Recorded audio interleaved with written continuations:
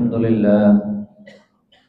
لله نحمده ونستعينه ونؤمن به ونتوكل عليه ونعوذ بالله من شرور أنفسنا ومن سيئات أعمالنا. من يهده الله فلا مضل له ومن يضلله فلا هادي له. ونشهد أن لا إله إلا الله وحده لا شريك له. ونشهد أن محمدا عبده ورسوله أرسله بالهدى ودين الحق ليظهره على الدين كله ولو كره المشركون. صلى الله على نبينا محمد وعلى آله وأصحابه وبارك وسلم تسليما كثيرا. أما بعد، فيا أيها الناس أوصيكم عباد الله ونفسي أولا بتقوى الله. وقد قال الله تعالى: يا أيها الذين آمنوا اتقوا الله حق تقاته ولا تموتن إلا وأنتم مسلمون. ബഹുമാനം നിറഞ്ഞ വിശ്വാസിനികളെ, അല്ലാഹു സുബ്ഹാനഹു വ തആലയുടെ ജീവിതത്തിൻ്റെ എല്ലാ സന്ദർഭങ്ങളിലും സൂക്ഷിച്ചുകൊണ്ട് തഖ്വയുള്ള ഒരു ജീവിതം നയിക്കണമേ എന്ന് എന്നോടും നിങ്ങളോടും ഓർമ്മപ്പെടുത്തുകയാണ്, വസിയത്ത് ചെയ്യുകയാണ്. അല്ലാഹു സുബ്ഹാനഹു വ തആല ജീവിതത്തിൻ്റെ എല്ലാ നിമിഷങ്ങളിലും അവനെ വേണ്ട വിധം തഖ്വ ചെയ്യുന്ന മുഅ്മിനീങ്ങളിൽ നമ്മളെയൊക്കെ ഉൾപ്പെടുത്തി അനുഗ്രഹിക്കുമാറാകട്ടെ. അള്ളാഹുവിൻ്റെ വിശിഷ്ട നാമങ്ങളിൽ വളരെ പ്രാധാന്യമുള്ള ഒരു നാമമാണ് ഹസീബ് എന്നത്. അള്ളാഹു ഹസീബാണ്. ഹസീബ് എന്നതിന് പല അർത്ഥവും നമുക്ക് കാണാൻ കഴിയും. അള്ളാഹു ഹസീബാണ്. അള്ളാഹു ഒരു മുഅ്മിനിന്റെ എല്ലാ കാര്യത്തിനും മതിയായവനാണ്. അള്ളാഹു ഹസീബാണ്. അള്ളാഹു സൃഷ്ടികളെ വിചാരണ ചെയ്യുന്നവനാണ്. അള്ളാഹു ഹസീബാണ്. അള്ളാഹു എല്ലാ കാര്യങ്ങളെയും കൃത്യമായി കണക്ക് കൂട്ടുന്നവനാണ്. ഇതൊക്കെ ഹസീബിന്റെ അർത്ഥത്തിൽ നമുക്ക് ഉൾക്കൊള്ളാൻ കഴിയുന്നതാണ്. വിശുദ്ധ ഖുർആൻ ഇതേ നാമം പലയിടങ്ങളിലായി പ്രയോഗിച്ചതായിട്ട് നമുക്ക് കാണാം. കഫാ ബില്ലാഹി ഹസീബ, അള്ളാഹു തന്നെ ഹസീബായി മതി എന്ന് ഖുർആൻ പറയുന്നുണ്ട്. സൂറത്തുൻ നിസായിൽ ഒരു വചനം കാണാം: വൈദാ ഹയ്യീതും ബിതഹിയ്യ ഫഹയ്യൂ ബിഅഹ്സന മിൻഹാ. വൈദാ ഹയ്യീതും ബിതഹിയ്യത്തിൻ, നിങ്ങളോട് ആരെങ്കിലും അഭിവാദ്യം ചെയ്താൽ, നിങ്ങളോട് ആരെങ്കിലും സലാം പറഞ്ഞാൽ, ഫഹയ്യൂ ബിഅഹ്സന മിൻഹാ, നിങ്ങൾ അതിനേക്കാൾ നന്നായി തിരിച്ചവരോട് അഭിവാദ്യം ചെയ്യുക എന്ന് ഖുർആൻ പറയുന്നുണ്ട്. നിങ്ങളോട് ഒരാൾ അസ്സലാമു അലൈക്കും എന്ന് മാത്രമാണ് പറഞ്ഞതെങ്കിൽ വലൈക്കും അസ്സലാം വറഹ്മത്തുള്ളാഹി വബറകാതുഹു എന്ന് കുറച്ചും കൂടെ നന്നായി അഭിവാദ്യം തിരിച്ചു പറയുക. അല്ലെങ്കിൽ ഔറുദ്ദൂഹ, അല്ലെങ്കിൽ നിങ്ങൾ പറഞ്ഞത് തന്നെ കൃത്യമായി അങ്ങോട്ടേക്ക് തിരിച്ചു പറയുക. എന്നിട്ട് ഖുർആൻ പറയുന്നുണ്ട്: ഇന്നല്ലാഹ അലാ കുല്ലി ഷൈഇൻ ഹസീബ, അല്ലാഹു എല്ലാ കാര്യത്തെയും കൃത്യമായി ഹസീബൻ, കണക്ക് കൂട്ടുന്നവനാണ് എന്ന് പറഞ്ഞാൽ ആ ആയത്തിന്റെ ഒരു കോണ്ടെക്സ്റ്റിൽ അതെന്തുകൊണ്ട് പറഞ്ഞു എന്നതുകൂടെ നമ്മൾ ആലോചിക്കണം. നമ്മൾ ആളുകളോട് സലാം പറയാറുണ്ട്, നമ്മൾ ആളുകളോട് ചിരിക്കാറുണ്ട്. പക്ഷേ സലാം പറയുമ്പോൾ പോലും ചില ആളുകൾ പറയുന്നവരോട് മനസ്സിൽ ദേഷ്യമുള്ളവനായിരിക്കും, പറയുന്നവനോട് മനസ്സിൽ വിദ്വേഷമുള്ളവനായിരിക്കും, പകയുള്ളവനായിരിക്കും. നിങ്ങൾ സലാം പറഞ്ഞു, ശരി, പക്ഷെ അത് യഥാർത്ഥ അർത്ഥത്തിലാണോ പറഞ്ഞത്? ഇന്നല്ലാഹ അലാ കുല്ലി ഷൈഇൻ ഹസീബ, അത് അല്ലാഹുവാണ് കൂട്ടുന്നത്. നമ്മൾ ആളുകളോട് ചിരിക്കുന്നുണ്ട്. പലപ്പോഴും നമ്മുടെയൊക്കെ ചിരിയും നമ്മുടെയൊക്കെ സലാമും നമ്മുടെയൊക്കെ ഇടപാടുകളൊക്കെ യാന്ത്രികമായി മാറുകയാണ്. ആളുകളോട് മനസ്സ് തുറന്ന് ചിരിക്കാൻ, സലാം പറയാൻ ഇതൊന്നും നമുക്ക് കഴിയുന്നില്ല. ഇന്നല്ലാഹ അലാ കുല്ലി ഷൈഇൻ ഹസീബ, നിങ്ങൾ പറയുന്നത് ശരി, നിങ്ങൾ ചിരിക്കുന്നത് ശരി, നിങ്ങൾ ഇടപെടുന്നത് ശരി, അതിന്റെ ഉദ്ദേശം എന്താണ് എന്ന് അള്ളാഹു കണക്കൂട്ടുന്നുണ്ട്.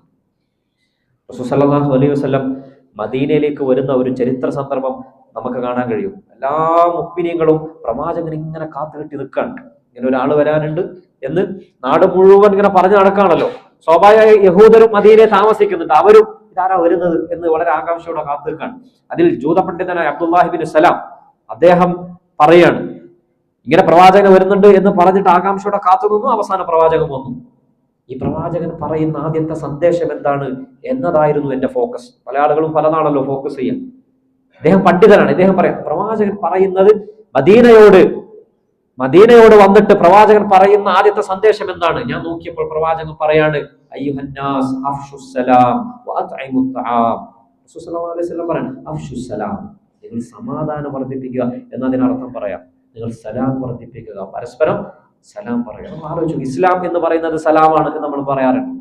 റസൂൽ സല്ലല്ലാഹു അലൈഹി വസല്ലം ഒരു പുതിയ നാട്ടിലേക്ക് വന്നിട്ട്, മദീന എന്ന് പറയുന്ന പിൽക്കാലത്ത് ഇസ്ലാമിക രാഷ്ട്രമായി മാറിയ ഒരു നാട്ടിലേക്ക് വന്നിട്ട് അതിൽ പല ആളുകളും ജീവിക്കുന്നുണ്ട്. അവരോടൊക്കെ പ്രവാചകൻ സല്ലല്ലാഹു അലൈഹി വസല്ലമക്ക് പറയാനുള്ള ഏറ്റവും വലിയ സന്ദേശം അഫ്ശുസ് സലാം, നിങ്ങൾ സലാം പരസ്പരം പറയുക. കാരണം റസൂൽ സല്ലല്ലാഹു അലൈഹി വസല്ലം പറയുന്ന മറ്റൊരു ഹദീസിൽ കാണാം, നിങ്ങളിൽ ആരും മുഅ്മിനീങ്ങളാവുകയില്ല പരസ്പരം സ്നേഹമുണ്ടാകുന്നത് വരെ.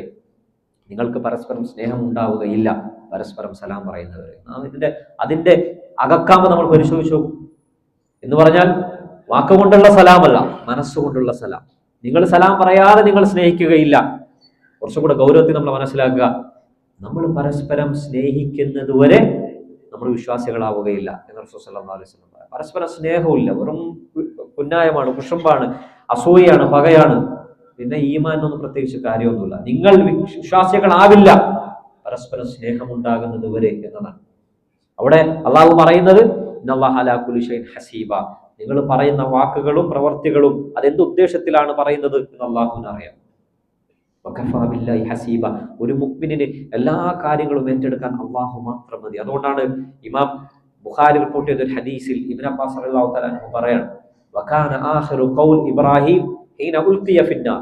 ഇബ്രാഹിം അലൈഹിസ്സലാത്തു വസ്സലാം അവസാനം തീയിലിട്ടപ്പോൾ പറഞ്ഞ വാക്ക്, അദ്ദേഹം പറഞ്ഞ അവസാന വാക്ക് നമുക്കറിയാം, ഹസ്ബുനല്ലാഹു വനിഅമൽ വക്കീൽ, എനിക്ക് അല്ലാഹു മതി എന്നാണ് അദ്ദേഹം പറയുന്നത്. എന്നിട്ട് ഇബ്നു അബ്ബാസ് റളിയല്ലാഹു അൻഹു പറയാം, റസൂൽ സല്ലല്ലാഹു അലൈഹി വസല്ലം ഇത് തന്നെ പറഞ്ഞിട്ടുണ്ട്. എപ്പോൾ? ഉഹദിന്റെ സന്ദർഭത്തിൽ നമ്മൾ ഉഹദ് യുദ്ധത്തെ കുറിച്ച് എപ്പോഴും നമ്മളുടെ ഒക്കെ ഒരു വായന ഉഹദ് വലിയ പരാജയമായിരുന്നു എന്നാണ്. പക്ഷെ കുറെ കൂടെ അതിന്റെ പിന്നാമ്പുറത്തുള്ള ചരിത്രം കൂടെ നമ്മൾ വായിക്കണം. കുറച്ചുകൂടെ ഫാസ്റ്റ് ഫോർവേഡ് അടിച്ചിട്ട് എന്താണ് ശേഷം നടന്നത് എന്നുകൂടെ വായിക്കുമ്പോഴാണ് ഉഹദ് പരാജയമായിരുന്നില്ല, ഉഹദ് വിജയമായിരുന്നു എന്ന് ചരിത്രം നമുക്ക് പഠിപ്പിച്ചിരുന്നു. എന്തായിരുന്നു വിജയം? ഉഹദിൽ ആദ്യ പരാജയം ഉണ്ടായിട്ടുണ്ട്, ഉറപ്പാണ്. കാരണം സഹാബാക്കൾ, ചില ആളുകൾ, അവർ റസൂൽ സല്ലല്ലാഹു അലൈഹി വസല്ലം പറഞ്ഞ ഒരു കൽപ്പന, ഒരുപക്ഷെ അവരുടെ ഇജ്തിഹാദായിരിക്കാം, യുദ്ധം കഴിഞ്ഞു എന്നാണ് അവർ വിചാരിച്ചത്, അങ്ങനെയുള്ള അവരുടെ വിചാരമായിരിക്കാം. നമ്മൾ അങ്ങനെയാണ്, സഹാബാക്കളെ കുറിച്ച് പോലും നമ്മൾ നല്ലത് മാത്രമേ വിചാരിക്കാൻ പാടുള്ളൂ. അതുകൊണ്ടാണല്ലോ സൂറത്തുൽ ആൽ ഇംറാനിലാണ് ഉഹദിന്റെ കഥ പറയുന്നത്. ചില ആളുകൾ ചെയ്ത മിസ്റ്റേക്ക് കൊണ്ട് ശരി, പക്ഷെ ആ ആളുകളുടെ പേരൊന്നും ഖുർആൻ പറയുന്നില്ല. പലപ്പോഴും നമ്മൾ അങ്ങനെയുള്ള ആളുകളുടെ പേര് നോട്ടീസ് ചെയ്യാനാണ് നമുക്ക് വലിയ ധൃതി. ആൽ ഇംറാനിൽ ചില ആളുകളെ കാരണമാണ് തോറ്റത്, ശരി, ആളുകളുടെ പേര് എവിടെയും ഖുർആൻ പറയുന്നില്ല. അവരിൽ മിസ്റ്റേക്ക് പറ്റിയും ശരിയാണ്. പക്ഷേ പിന്നീട് ചരിത്രം മുന്നോട്ട് വായിക്കുമ്പോൾ നമ്മൾ കാണുന്നത്, ഇന്നും നമ്മൾ മദീനയിൽ പോയാൽ, മദീനയിലെ മസ്ജിദുൻ നബവിയിൽ നിന്ന് ഒരല്പം സഞ്ചരിച്ചാൽ ഉഹദ് മല കാണാൻ കഴിയും. എന്ന് പറഞ്ഞാൽ ഉഹദ് മല കഴിഞ്ഞാൽ ഒരല്പം മാത്രമാണ് മദീനയിലേക്കുള്ളത്. ശരി, ഈ പറഞ്ഞ ശത്രുക്കൾക്ക് അത്രയും ധൈര്യമുണ്ടായിരുന്നെങ്കിൽ, ഉഹദിൽ മുസ്ലിങ്ങൾ പരാജയപ്പെട്ടു എന്നാണ് അവർ വീമ്പ് പറയുന്നതെങ്കിൽ, കുറച്ചും കൂടെ അങ്ങോട്ട് കടന്ന് മദീനയെ അവർക്ക് അറ്റാക്ക് ചെയ്യാമായിരുന്നല്ലോ. കിലോമീറ്റർ പോലുമില്ല. ഇന്ന് മദീനയിൽ ഇന്ന് കുറെ കൂടെ വിപുലമായിട്ട് മസ്ജിദ് നബിയിൽ നിന്ന് ഇന്റർലോക്ക് ഒക്കെ വിരിച്ച ഒരു പാതയിലൂടെ നടന്നാൽ ഉഹദ് മലയെത്തും. എന്ന് പറഞ്ഞാൽ അവർക്ക് അത്രയും ധൈര്യം ഉണ്ടായിരുന്നെങ്കിൽ കുറച്ചുകൂടെ ക്രോസ് ചെയ്ത് മദീനയെ അറ്റാക്ക് ചെയ്യായിരുന്നു. പക്ഷെ അവർക്ക് ധൈര്യമില്ല. എത്രത്തോളം എന്ന് പറഞ്ഞാൽ സൂറത്ത് ആൽ ഇംറാൻ പറയുന്നുണ്ട്, ചില ആളുകൾ ചില കിംവദന്തികൾ പരത്താണ്, ഇതാ ആ ശത്രുക്കൾ വീണ്ടും നിങ്ങൾ ആക്രമിക്കാൻ വരുന്നുണ്ട് എന്ന് പോലും മുഅ്മിനീങ്ങളോട് പറഞ്ഞു. മുഅ്മിനീങ്ങൾ മദീനയിലേക്ക് എത്തി. അപ്പോഴാണ് പറയുന്നത്, അവർ പോയിട്ടില്ല, നിങ്ങളെ വീണ്ടും അറ്റാക്ക് ചെയ്യാൻ വരുന്നുണ്ട് എന്ന് പറഞ്ഞപ്പോൾ മാത്രമല്ല, ഫഖ്ശൂഹും, നിങ്ങൾ പേടിച്ചോളി എന്നാണ് അവരോട് പറയുന്നത്. അവർ വീണ്ടും അറ്റാക്ക് ചെയ്യാൻ വരുന്നുണ്ട്, പേടിച്ചോളി എന്നാണ് പറയുന്നത്. ഫസാദഹും ഈമാന, അവർ പേടിച്ചില്ല, മുഅ്മിനീങ്ങളുടെ ഈമാൻ വർദ്ധിച്ചു. എന്നിട്ട് അവർ പറഞ്ഞു, വഖാലു ഹസ്ബുനല്ലാഹു വനിഅമൽ വക്കീൽ, അല്ലാഹു നമുക്ക് മതിയായവനാണ്, വനിഅമൽ വക്കീൽ, നമ്മൾ തവക്കുൽ ചെയ്യാൻ ഏറ്റവും നല്ലവൻ അല്ലാഹു മാത്രമാണ്. വഖാലു, അവർ പറഞ്ഞു എന്നാണ്. അവർ പറഞ്ഞ കൂട്ടത്തിൽ റസൂൽ സല്ലല്ലാഹു അലൈഹി വസല്ലം അത് പറഞ്ഞു. അതുകൊണ്ടാണ് ഇബ്നു അബ്ബാസ് അങ്ങനെ പറഞ്ഞത്. പ്രവാചകൻ സല്ലല്ലാഹു അലൈഹി വസല്ലമയും ഇത് പറഞ്ഞിട്ടുണ്ട്. എന്നിട്ട് എന്താ നടന്നത്? ഇവർ വീണ്ടും അതേ ഉഹദിലേക്ക് പോയി എന്നാണ് ചരിത്രം. ഈ ചരിത്രം പലപ്പോഴും നമുക്കറിയില്ല.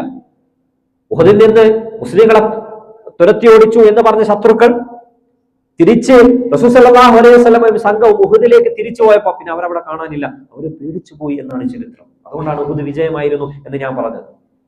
സൂറത്ത് ആൽ ഇംറാൻ കുറച്ചും കൂടെ മുന്നോട്ട് പോയാൽ ഒരായത്ത് നമുക്ക് കാണാം, അങ്ങനെ അവർ ഹസ്ബുനല്ലാഹ് പറഞ്ഞല്ലോ, നിഅമൽ വക്കീൽ എന്നവർ പറഞ്ഞല്ലോ. അതുകൊണ്ട് അവർക്കുണ്ടായ നേട്ടം എന്താണ്? അള്ളാഹുവിന്റെ നിഅമത്തുകൾ കിട്ടി, അവർ ആ യുദ്ധത്തിൽ വിജയിച്ച് തിരിച്ചു മടങ്ങി എന്നാണ് ഖുർആൻ പറയുന്നത്. ലം യംസസ്ഹും സൂഉൻ, അവർക്കൊരു പ്രയാസവും നേരിടേണ്ടി വന്നില്ല. അള്ളാഹുവിന്റെ തൃപ്തി അവർക്ക് ലഭിച്ചു എന്നാണ്. ഞാനിത് പറഞ്ഞത് അവർ ജയിച്ചത് ഹസ്ബുനല്ലാഹ് എന്ന് പറഞ്ഞത് കൊണ്ടാണ്. അള്ളാഹു നമുക്ക് മതി. നമ്മുടെ ജീവിതത്തിൽ എപ്പോഴൊക്കെ നമ്മൾ ജയിച്ചിട്ടുണ്ടെങ്കിൽ, നമുക്ക് വിജയം കിട്ടിയിട്ടുണ്ടെങ്കിൽ, നമുക്ക് സ്വത്ത് കിട്ടിയിട്ടുണ്ടെങ്കിൽ, നമ്മളെ നാലാളുകൾ അറിഞ്ഞിട്ടുണ്ടെങ്കിൽ നമ്മുടെ മിടുക്ക് കൊണ്ടാണ് എന്നാണ് പലപ്പോഴും നമ്മൾ വിചാരിക്കുക. ഒരിക്കലും അങ്ങനെയല്ല. അള്ളാഹുവിന്റെ തൗഫീഖാണ്, അള്ളാഹു തന്ന വരദാനമാണ്. അതുകൊണ്ടാണ് മറ്റൊരു യുദ്ധത്തെക്കുറിച്ചും ഖുർആൻ പറഞ്ഞു. ഖുർആൻ എല്ലാ യുദ്ധത്തെക്കുറിച്ചും പറയാനല്ല, ഖുർആനിലെ ഒരു ആക ചിത്രം എന്ന് പറയുന്നത്, പാഠമുള്ളത് ഖുർആൻ പറയാണ്. അതുകൊണ്ടാണ് ഹുനൈൻ യുദ്ധത്തെക്കുറിച്ച് ഖുർആൻ പറഞ്ഞു. എന്തുകൊണ്ടാണ്? ഹുനൈനിൽ 12,000 മുസ്ലിങ്ങളുണ്ട്, ബദറിൽ 300 സംതിങ് മുസ്ലിങ്ങൾ മാത്രമേ ഉള്ളൂ. ബദറിൽ മുഅ്മിനീങ്ങൾ വിജയിച്ചിട്ടുണ്ട്. ഉഹദിൽ 700 ചില്ലറ മുസ്ലിങ്ങളേ ഉള്ളൂ. ഉഹദിൽ മുസ്ലിങ്ങൾ വിജയിച്ചിട്ടുണ്ട്. 12,000 മുസ്ലിങ്ങളുള്ള ഹുനൈനിന്റെ ആദ്യത്തെ ഭാഗം നമ്മൾ പരിശോധിക്കുമ്പോൾ എല്ലാവരും പ്രവാചകൻ സല്ലല്ലാഹു അലൈഹി വസല്ലം വിട്ട് ഓടുകയാണ്, പേടിച്ചുപോയി. കാരണം 4 ഭാഗത്തുനിന്ന് അറ്റാക്ക് വന്നു. ആ സമയത്ത് അവർ പറയുന്നുണ്ട്, 12,000 ആളുകളെയും കൊണ്ട് ഉഹദിന്റെ രണ ഭൂമിയിലേക്ക് പോകുമ്പോൾ മുസ്ലിങ്ങൾ പറയാണ്, ആള് കുറവാണ് എന്നതുകൊണ്ട് നമ്മൾ ഇന്ന് തോക്കാനൊന്നും പോകുന്നില്ല. കാരണം അത്ര ആളുണ്ട്. 300 ജയിച്ചല്ലോ, 700 ജയിച്ചല്ലോ, 12,000 നമ്മൾ എന്ത് പേടിക്കാനാണ്? അവരുടെ സംഘശക്തിയിൽ അവരൊന്ന് അഹങ്കരിച്ചു പോയി. അഹങ്കരിച്ചു എന്നൊന്നും നമുക്ക് പറയാൻ കഴിയില്ല, ഒന്ന് അഭിമാനിച്ചു പോയി. അപ്പോഴാണ് സൂറത്ത് തൗബയിൽ അല്ലാഹു പറയാം, നിങ്ങൾ ഹുനൈൻ യുദ്ധത്തിൽ കുറച്ചൊക്കെ ഒന്ന് തിരക്കേടില്ല എന്ന് നിങ്ങൾ കരുതിയല്ലോ, ആ സമയത്ത് അവർക്ക് പരാജയം സംഭവിക്കുകയാണ്. എന്തിന്? ഇതൊന്നും നിങ്ങളുടെ കാര്യങ്ങൾ കൊണ്ടല്ല, അള്ളാഹുവാണ് വിജയം തരുന്നത് എന്ന് കാണിച്ചു കൊടുക്കുക. അതുകൊണ്ടാണ് ആളുകളുടെ ബാഹുല്യമല്ല, സംഘശക്തിയല്ല. ഒരു കവി പാടുന്നുണ്ട്, തലൂമു അന്ന ഖലീലുൻ അദീദുന. ഒരു പെണ്ണ് നമ്മളെ കുറിച്ച്, നമ്മുടെ ഗോത്രത്തെ കുറിച്ചൊക്കെ പറയുന്നുണ്ട്, നിങ്ങൾ കുറച്ച് ആളുകളല്ലേ ഉള്ളൂ, നിങ്ങൾക്ക് വലിയ സംഘശക്തിയൊന്നും ഇല്ലല്ലോ. ഇന്ന് പലപ്പോഴും ആളുകൾ സംഘശക്തി കൂടുമ്പോൾ, സംഘടന വലുതാവുമ്പോൾ നമ്മൾ അഭിമാനിക്കുകയാണ്. അങ്ങനെയൊന്നുമല്ല നമ്മുടെ അഭിമാനം. അതേപോലെ ഫഖുൽതു ലഹാ അന്നൽ കിറാമ ഖലീലു, ഞാൻ അവളോട് പറഞ്ഞു, അന്നൽ കിറാമ ഖലീലു, പലപ്പോഴും മാന്യന്മാർ, നല്ല ആളുകൾ അവർ കുറച്ചേ ഉണ്ടാവുള്ളൂ. അൽ കരീമു ഖലീലു, മാന്യന്മാർ പലപ്പോഴും കുറച്ച് ആളുകൾ ഉണ്ടാവുകയുള്ളൂ. ക്വാളിറ്റി ഉള്ള ആളുകളാണെങ്കിൽ കുറച്ച് മതി. കുറെ ആളുകൾ ഉണ്ടായി എന്നതുകൊണ്ടല്ല. 12,000 ആളുകൾ ഹുനൈനിൽ ഉണ്ടായിരുന്നല്ലോ. വിജയം ആദ്യം ആർക്കായിരുന്നു എന്ന് നമ്മൾ പരിശോധിച്ച് നോക്കൂ. അവിടെയാണ് നമ്മുടെയൊക്കെ വിജയം നിർണ്ണയിക്കുന്നത്, നമുക്കൊക്കെ നമ്മുടെ കാര്യം നടത്തി തരുന്നത് അത് ഹസീബായ അള്ളാഹുവാണ്. എല്ലാ മുഅ്മിനീങ്ങൾക്കും അള്ളാഹു മതി. നമ്മൾ അള്ളാഹുവിനെ അങ്ങനെയാണ് തവക്കുൽ ചെയ്യുന്നതെങ്കിൽ എന്നാണ്. മറ്റൊരർത്ഥം കൂടെ നമ്മൾ കാണുന്നുണ്ട്, അള്ളാഹു ഹസീബാണ്, അള്ളാഹു വിചാരണ ചെയ്യുന്നവനാണ്. വിശുദ്ധ ഖുർആൻ പറയുന്നുണ്ട് സൂറത്തുൽ ഹിജ്റിൽ, ഫവറബ്ബിക ലനസ്അലന്നഹും അജ്മഈൻ. റസൂൽ സല്ലല്ലാഹു അലൈഹി വസല്ലമയോട് പറയാൻ, ഫവറബ്ബിക, നിന്റെ റബ്ബ് തന്നെയാണ് സത്യം, ലനസ്അലന്നഹും അജ്മഈൻ, ഞാൻ എല്ലാ മനുഷ്യരോടും ചോദിക്കുക തന്നെ ചെയ്യും. ഖുർആൻ പറയാൻ, അമ്മാ കാനൂ യഅമലൂൻ, അവരെന്താണോ ചെയ്തത് അള്ളാഹു ചോദിക്കും. വല്ലാതെ അർത്ഥമുള്ള ഒരു ആയത്താണ്. എല്ലാവരോടും ചോദിക്കും. എന്തെങ്കിലും ശുപാർശ കത്ത് കൊണ്ടുവന്നിട്ട് ചോദ്യം ഒഴിവാക്കാൻ കഴിയില്ല. ഇന്ന് പലപ്പോഴും നമ്മുടെ ദുനിയാവിന്റെ സിസ്റ്റത്തിൽ അതൊക്കെ നടക്കും. എല്ലാവരോടും ചോദിക്കും. ആരാ ചോദിക്കുന്നത്? നമ്മൾ അങ്ങനെ ചിന്തിക്കണ്ടേ? നമ്മളോട് ആരാ ചോദിക്കുക? കളവ് പറയാൻ കഴിയൂ? ചെയ്തില്ലെന്ന് പറയാൻ കഴിയൂ? മനസ്സുകൊണ്ട് പോലും നിഷേധിക്കാൻ കഴിയൂ? ഇതൊന്നും നിഷേധിക്കാൻ കഴിയാത്ത ഒരു സന്നിധാനത്തിൽ നമ്മളെ കൊണ്ടുവന്ന് നിർത്തും. എന്നിട്ട് അള്ളാഹു നമ്മളോട് ചോദിക്കും, അമ്മാ കാനൂ യഅമലൂൻ, നീ ചെയ്തത് എന്താണ് എന്ന് ചോദിച്ചാൽ നമ്മൾ മറന്നുപോയിട്ടുണ്ടാവും. കാരണം 19 കൊല്ലമായല്ലോ ജീവിക്കുന്നത്. ഇന്നലെ ചെയ്തതുപോലും നമുക്ക് ഓർമ്മയില്ല. എത്ര തിന്മകൾ എല്ലാം അള്ളാഹു ചോദിക്കും. അജ്മഈൻ, എല്ലാവരോടും അള്ളാഹു ചോദിക്കും. അതുകൊണ്ടാണ് ഉമർ ബിൻ അബ്ദുൽ അസീസിനെ പറ്റി ഭാര്യ ഫാത്തിമ ബിൻത് അബ്ദുൽ മലിക് പറയുന്നുണ്ട്, അബ്ദുൽ അസീസ് അന്ന് വലിയ ഒരു വിസ്താരമുള്ള ഒരു നാടിന്റെ ഖലീഫയാണ് ഉമർ. 2ാം ഉമർ എന്ന പേരിൽ അറിയപ്പെടുന്ന ഉമർ ബിൻ അബ്ദുൽ അസീസ്. അദ്ദേഹം രാത്രി മുഴുവൻ കരയാണ്. എന്താ കരച്ചിലിന്റെ കാര്യം? ഭാര്യ ചോദിച്ചു, ദഅനി വശഅനി എന്നാണ് അദ്ദേഹം പറഞ്ഞത്. അത് നിന്നോട് പറയേണ്ട കാര്യമല്ല, എന്നെ അലട്ടുന്ന പല പ്രശ്നമുണ്ട്. ഭാര്യ വീണ്ടും കുത്തി ചോദിച്ചപ്പോഴാണ് അദ്ദേഹം പറഞ്ഞത്, എനിക്ക് ഈ ഭരണാധികാരം ഇന്ന് കിട്ടിയിരിക്കുകയാണ്. പക്ഷെ ഞാൻ എൻ്റെ നാട്ടിലേക്ക് നോക്കുമ്പോൾ അൽ ഫക്കീർ, ഒരുപാട് ദരിദ്രന്മാരായ ആളുകളുണ്ട്, ഒരുപാട് രോഗികളുണ്ട്, ഒരുപാട് പടുവൃദ്ധന്മാരുണ്ട്, അവലംബമില്ലാത്തവർ, ആലംബമില്ലാത്തവർ, പല മനുഷ്യരുണ്ട്. ഇവരെ കുറിച്ചൊക്കെ നാളെ അള്ളാഹു എന്നോട് ചോദിക്കുമല്ലോ. അപ്പൊ ഞാൻ എന്ത് മറുപടി പറയും എന്നതാണ് എന്റെ ബേജാർ. ആലോചിച്ചു, ഇന്ന് അടുത്താണ് ഇലക്ഷൻ കഴിഞ്ഞത്. ആളുകൾക്കൊക്കെ അധികാരം എന്ന് പറയുന്നത് തന്നെ ഒരു ലഹരിയാണ്, ഒരു ഭ്രമമാണ്. അധികാരം കിട്ടാൻ ആളുകൾക്ക് തിരക്കുണ്ട്. അധികാരം കിട്ടുന്നതിന് വേണ്ടി എല്ലാ വീടുകളിലും കയറി ഇറങ്ങിയിട്ടുണ്ട്. എല്ലാ ഫക്കീറന്മാരുടെ ലിസ്റ്റും അവരുടെ മുമ്പിലുണ്ട്. അതാണ് നമ്മൾ ഇലക്ഷന്റെ സമയത്ത് കണ്ടത്. ആരെ കുറിച്ച് കള്ളവോട്ട് ചെയ്യാൻ വന്നാലും അവരുടെ കയ്യിൽ ലിസ്റ്റ് ഉണ്ട്. ആൾ എവിടെയാണ്, എങ്ങനെയാണ്, എപ്പോഴാണ്. അത് ഇലക്ഷന് മുമ്പുണ്ട്, ശേഷമുണ്ടോ എന്നതാണ് നമ്മൾ പരിശോധിച്ച് നോക്കേണ്ടത്. ഇന്ന ഫക്കീർ എന്റെ വാർഡിലുണ്ട്, ശരി, അവർക്ക് വേണ്ട നീതി ഞാൻ കൊടുത്തിട്ടുണ്ടോ? അവന് വേണ്ട സംരക്ഷണം ഞാൻ കൊടുത്തിട്ടുണ്ടോ? ഉമറിനെ കരയിപ്പിച്ചത് അതായിരുന്നു. രണ്ട് ഉമറിന്റെയും കഥ അങ്ങനെയാണ്. കരയിപ്പിച്ചത് അതായിരുന്നു. ഫലനസ്അലന്നഹും, ഞാൻ ചോദിക്കുക തന്നെ ചെയ്യും, അജ്മഈൻ, നിങ്ങളോട് എല്ലാവരോടും. കാരണം അള്ളാഹു ഹസീബാണ്, അള്ളാഹു വിചാരണ ചെയ്യുന്നതാണ്. ഈ ഒരു ബോധം നമ്മുടെ മനസ്സിലുണ്ടാവും. നമ്മൾ എന്തൊക്കെ ചെയ്തോ അതൊക്കെ അള്ളാഹു നമ്മളോട് ചോദിക്കും. നമ്മൾ ചില ആളുകളെ കുറിച്ച് പറയുമ്പോഴും റസൂൽ സല്ലല്ലാഹു അലൈഹി വസല്ലമയുടെ ഒരു ദിവസം ഒരു സഹാബി പ്രവാചകന്റെ മുന്നിൽ വെച്ച് പറയാൻ, പ്രവാചകന്റെ മറ്റൊരു ശിഷ്യനെ കുറിച്ചിട്ട് അദ്ദേഹം മരണപ്പെട്ടപ്പോൾ അദ്ദേഹത്തെ ഒരുപാട് പുകഴ്ത്തി പറഞ്ഞു. അദ്ദേഹം ഇന്ന ആളാണ് എന്നൊക്കെ അദ്ദേഹത്തെ കുറിച്ച് ഒരുപാട് പുകഴ്ത്തി പറഞ്ഞു. റസൂൽ സല്ലല്ലാഹു അലൈഹി വസല്ലം ആ സമയത്ത് പറയാണ്, നീ നിന്റെ സഹോദരന്റെ നടുവൊടിച്ചു എന്നാണ്. പലപ്പോഴും പല ആളുകൾ എന്തെങ്കിലും നല്ല ചെയ്താൽ നമ്മൾ ആളുകളെ കുറിച്ച് വല്ലാതെ പുകഴ്ത്തി പറയാറുണ്ട്, മരിച്ചാലും നമ്മൾ അതൊക്കെ പറയാറുണ്ട്. റസൂൽ സല്ലല്ലാഹു അലൈഹി വസല്ലം പറഞ്ഞു, പ്രിയമുള്ളവരെ, നമ്മൾ ശ്രദ്ധിക്കണം. പ്രവാചകൻ പറയാൻ, നീ അവന്റെ കെഴുത്തൊടിച്ചു എന്നാണ് റസൂൽ സല്ലല്ലാഹു അലൈഹി വസല്ലം പറഞ്ഞത്. നിനക്ക് അങ്ങനെ ഒരാളെ കുറിച്ച് വല്ലാതെ പുകഴ്ത്തി പറയണമെങ്കിൽ, ലാ മഹാല, നിനക്ക് പറഞ്ഞേ പറ്റുമെങ്കിൽ നീ ഇങ്ങനെ പറയണം, അഹ്സിബു ഫുലാനൻ വല്ലാഹു ഹസീബുഹു, അഹ്സിബു ഫുലാനൻ, എന്നാളെ കുറിച്ച് ഞാൻ ഇങ്ങനെയൊക്കെയാണ് വിചാരിക്കുന്നത്. നല്ല മനുഷ്യനായിരുന്നു, കൃത്യമായി ജമാഅത്തിന് വരാറുണ്ടായിരുന്നു, നല്ല ദീനി പ്രവർത്തനങ്ങളിലൊക്കെ ഉണ്ടായിരുന്നു.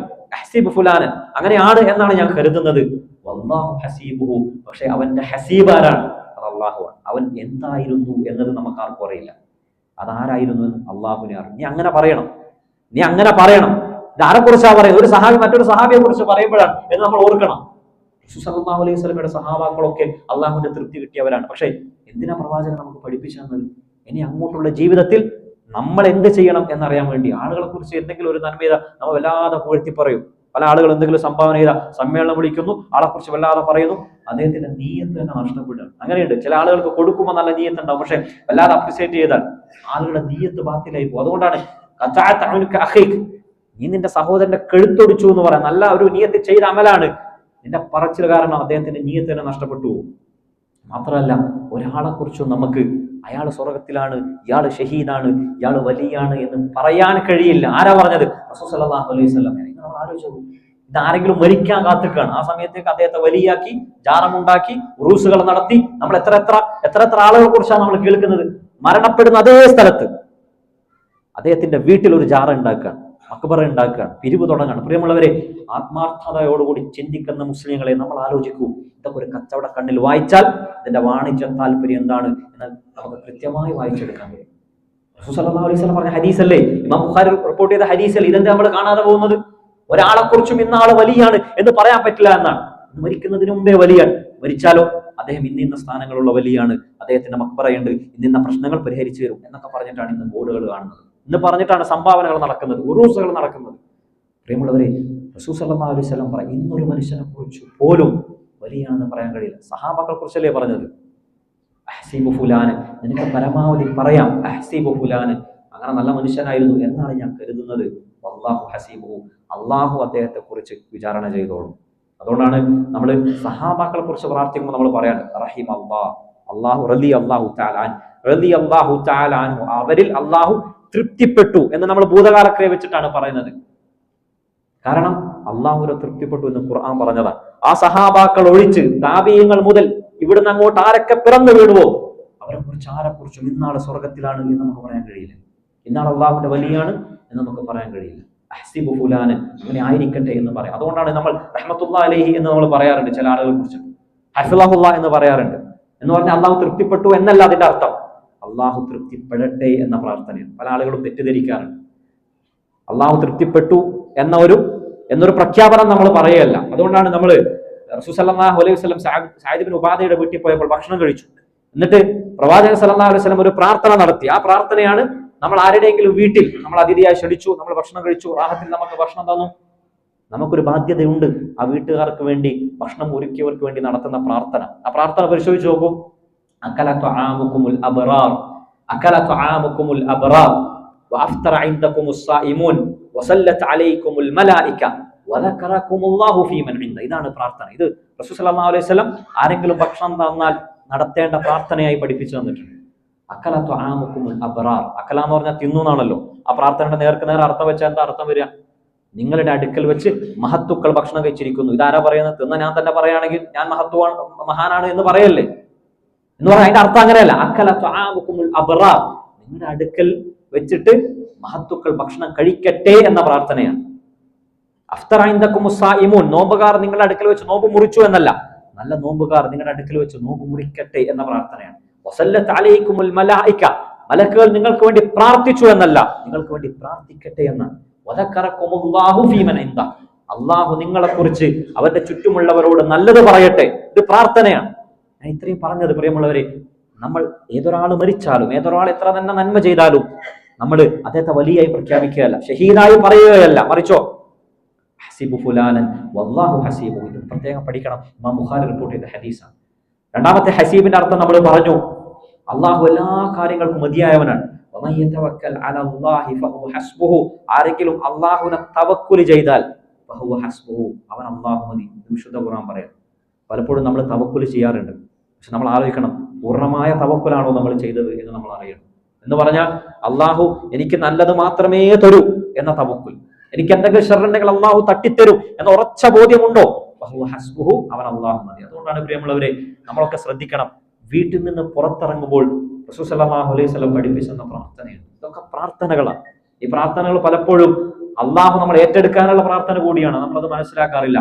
വീട്ടിൽ നിന്ന് പുറത്തിറങ്ങുമ്പോൾ നമുക്ക് പഠിപ്പിച്ചെന്ന പ്രാർത്ഥനയാണ് ബിസ്മില്ലാ തവക്കൽതു അലല്ലാഹ് ലാ ഹൗല വലാ ഖുവത ഇല്ലാ ബില്ലാഹ്. മനോഹരമായ പ്രാർത്ഥനയാണ്, വളരെ ചെറിയ പ്രാർത്ഥന കൂടിയാണ്.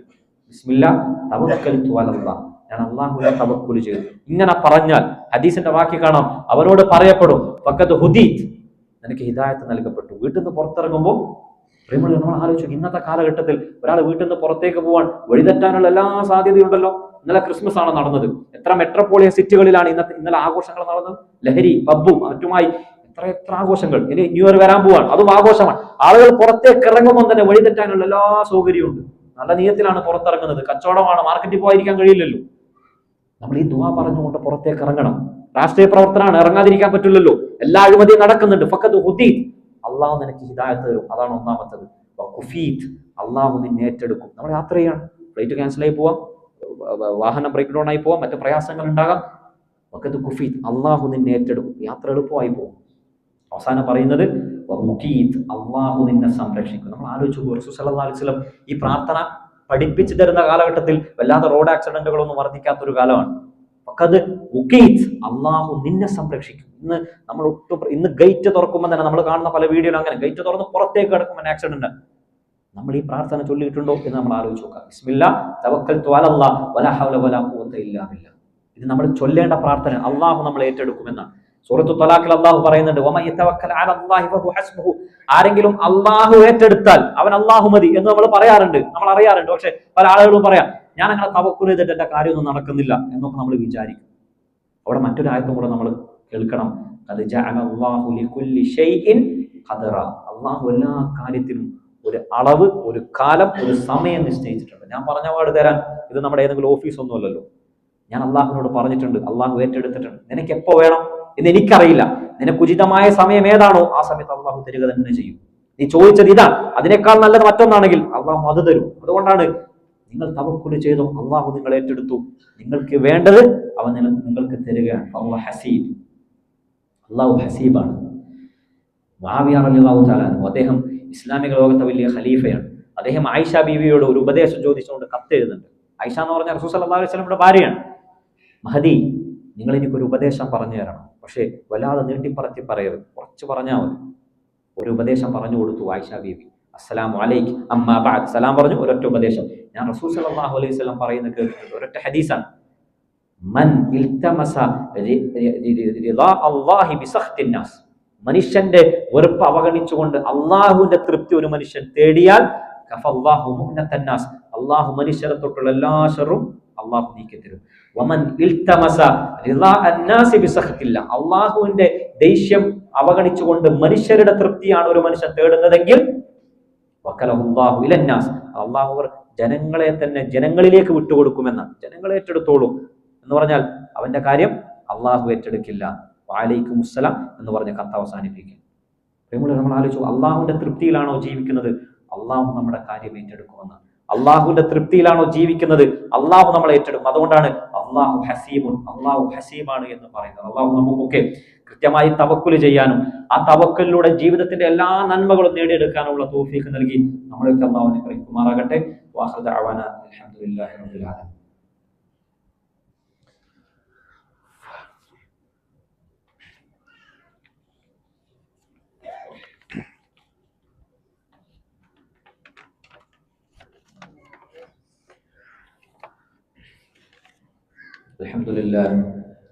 الحمد لله الواحد الأحد الذي لم يلد ولم يولد ولم يكن له كفوا أحد.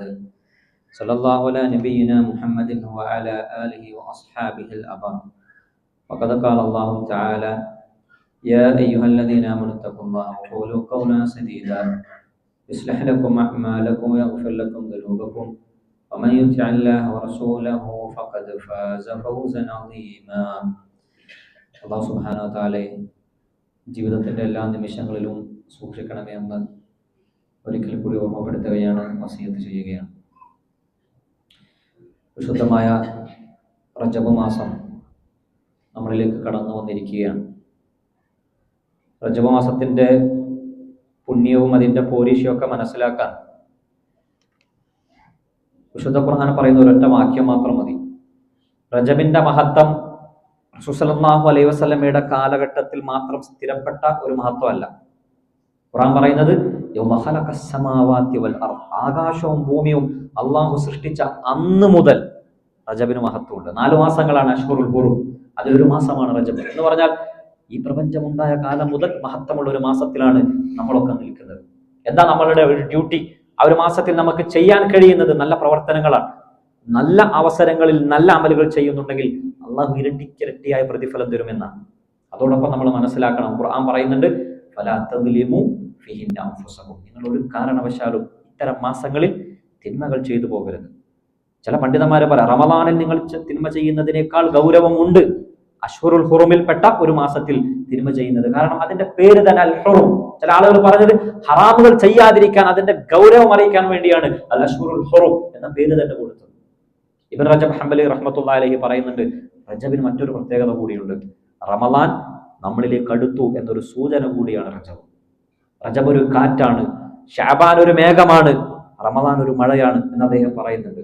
റജബിൽ കാറ്റുകളെ പോലെ പ്രവർത്തിക്കണം, അമലുകൾ കൊണ്ട് നമ്മൾ ഒരു ശക്തി ഉണ്ടാക്കണം. ശഅബാനിൽ അതൊരു മേഘമായി ഉരുണ്ടുകൂടണം, റമളാനിൽ അതൊരു മഴയായി പെയ്യണം എന്ന് തയ്യാറെടുക്കണം. റജബിന് നമ്മൾ തയ്യാറെടുക്കണം. അള്ളാഹു റമളാനിനെ അത്തരത്തിൽ വേണ്ട വിധം ഉപയോഗപ്പെടുത്താൻ, വരവേൽക്കാനുള്ള തൗഫീഖ് നൽകി അനുഗ്രഹിക്കുമാറാകട്ടെ.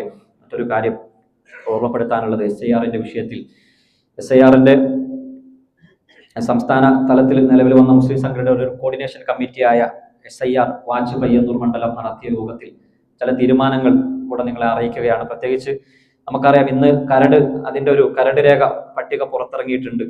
അതിൽ ഏതാണ്ട് 25 ലക്ഷം ആളുകളുടെ പേരുകൾ നിലവിലില്ല എന്നതാണ്. പക്ഷെ അവിടെ തന്നെ നമ്മൾ ശ്രദ്ധിക്കേണ്ടത്, ജനുവരി 22 വരെ ഒരു സമയം നമുക്കുണ്ട്. ആ സമയത്തിനുള്ളിൽ എന്തെങ്കിലും സാങ്കേതിക പ്രശ്നങ്ങൾ കാരണം അത്തരം വോട്ടർ പട്ടികയിൽ, ഇപ്പൊ കരട് രേഖയിൽ പേരില്ലാത്ത ആളുകൾക്കും അതിന്റെ പ്രശ്നങ്ങൾ പരിഹരിച്ചുകൊണ്ട് പേര് ചേർക്കാനുള്ള അവസരം കൂടിയാണ്. അതുമായി ബന്ധപ്പെട്ട് എല്ലാ സഹായം ചെയ്യാൻ എല്ലാ മണ്ഡലങ്ങളിലും ഓരോ ഹെൽപ്പ് ഡെസ്കുകൾ പ്രവർത്തിക്കുന്നുണ്ട്. അതുമായി ബന്ധപ്പെട്ട എല്ലാ അർത്ഥത്തിലും 18 വയസ്സ് പ്രായപൂർത്തിയായ ഒരു മനുഷ്യന്റെ പോലും വോട്ടവകാശം എന്ന് പറഞ്ഞാൽ, പ്രിയമുള്ളവരെ, ഈ രാജ്യത്തിൽ നമ്മൾ അടയാളപ്പെടുത്താനുള്ള ഒരു ടൂളാണ്. എന്റെ അസ്തിത്വത്തെ തന്നെ അടയാളപ്പെടുത്താനുള്ള ഒരു ടൂളാണ്. പ്രവാസികളടക്കം ഒരാളും നിസാരവൽക്കരിക്കാതെ കൃത്യമായി അതുമായി ബന്ധപ്പെട്ട കാര്യങ്ങൾ അന്വേഷിക്കുക. പേര് നഷ്ടപ്പെട്ടവർ ആ ഡേറ്റിനുള്ളിൽ പേരുകൾ എങ്ങനെയാണ് ചേർക്കേണ്ടത് തുടങ്ങിയ വിവരങ്ങൾ ഹെൽപ്പ് ഡെസ്കുമായി നിങ്ങൾ ബന്ധപ്പെടുക. അള്ളാഹു നമ്മുടെയൊക്കെ ദുനിയാവും നമ്മുടെയൊക്കെ ആഖിറവും എല്ലാ രീതിയിലും ഖൈറ് ബറക്കാത്തുകളും കൊണ്ട് സംരക്ഷിക്കുമാറാകട്ടെ. നമ്മൾ ചെയ്തു പോയ ചെറുതും വലുതുമായ എല്ലാ പാപങ്ങളും അള്ളാഹു വിട്ടുപുറത്തു മാപ്പാക്കി തരുമാറാകട്ടെ. അള്ളാഹുവിനെ കൃത്യമായി തവക്കുൽ ചെയ്യുകയും നമ്മുടെ ആഗ്രഹങ്ങളും നമ്മുടെ അഭിലാഷങ്ങളും ഒക്കെ അള്ളാഹുവിൽ നിന്ന് നേടിയെടുക്കുകയും ചെയ്യുന്ന സത്യവിശ്വാസികളിൽ അള്ളാഹു നമ്മളെ ഉൾപ്പെടുത്തുമാറാകട്ടെ. നമ്മളിൽ രോഗങ്ങൾ കൊണ്ട് കടങ്ങൾ കൊണ്ട് പ്രയാസപ്പെടുന്ന എല്ലാവരുടെയും ദുരിതങ്ങൾ അള്ളാഹു നീക്കി കൊടുക്കുമാറാകട്ടെ.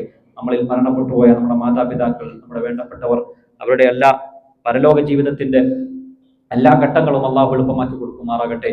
അള്ളാഹു ഫലസ്തീനിലെ നമ്മുടെ സഹോദരങ്ങളുടെ എല്ലാ പ്രയാസങ്ങളും അള്ളാഹു നീക്കി കൊടുക്കുമാറാകട്ടെ. ഇണകളില്ലാതെ പ്രയാസപ്പെടുന്നവർ, മക്കളില്ലാതെ പ്രയാസപ്പെടുന്നവർ, അള്ളാഹു അവരുടെയൊക്കെ ഹലാലായ മുറാദുകളെ ഹാസിലാക്കി കൊടുക്കുമാറാകട്ടെ.